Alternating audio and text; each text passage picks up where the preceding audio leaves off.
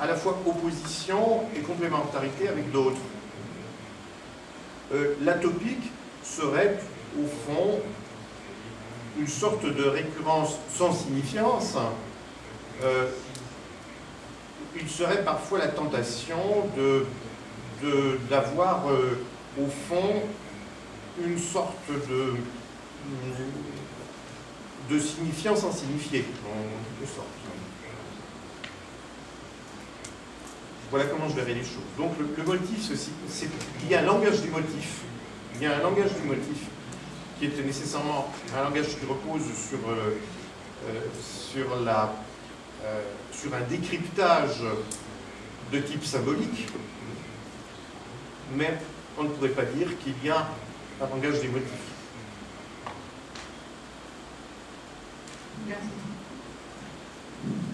Merci. Des topiques. Merci.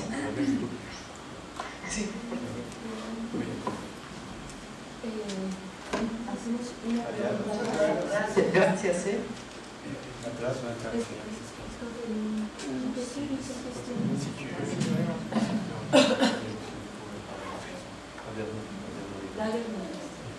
¿Cuál sería la relación entre el descenso de San Antonio de los Infiernos y Orfeo, y el descenso de Orfeo? La descente de Saint-Antoine aux enfers. Alors, en fait, Saint-Antoine ne descend pas aux enfers. Les diables voulaient l'emmener, mais il résiste toujours. Hein, c'est un personnage qui résiste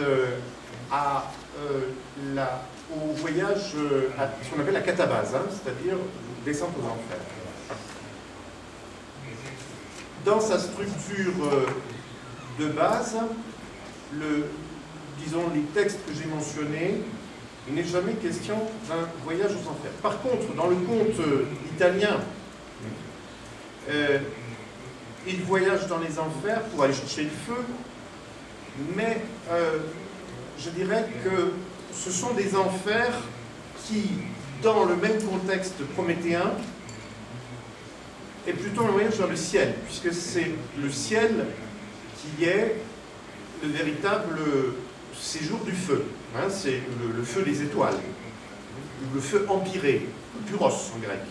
C'est l'empyré, c'est le lieu où se trouve le feu, c'est le feu de l'orage, etc. Donc si Saint-Antoine voyage effectivement dans les enfers à travers le conte italien que j'ai mentionné, ce sont en fait de faux enfers. Ce sont plutôt des enfers célestes, hein, puisque dans son rôle prométhéen, il voyage plutôt vers le ciel, où il va chercher le feu dans son lieu originel. Cela dit, il y a aussi des enfers, puisqu'il y a deux variantes dans la légende de Prométhée. Il y a une variante selon laquelle il est allé chercher le feu au ciel, mais une autre variante où il est allé chercher aux enfers. Simplement, ce n'est peut-être pas les mêmes enfers que les enfers chrétiens. Mais je dirais que dans sa forme fondamentale, Saint-Antoine est moins défini comme un personnage de descente aux enfers, plutôt que comme un personnage, je dirais, de monter au ciel. D'ailleurs, dans la tradition byzantine, on le représente souvent sur une échelle céleste. C'est en fait l'image qui est sur la version espagnole de ma mythologie chrétienne. On voit des moines, hein, qui sont sur une échelle, tout avec un voyage dans le ciel.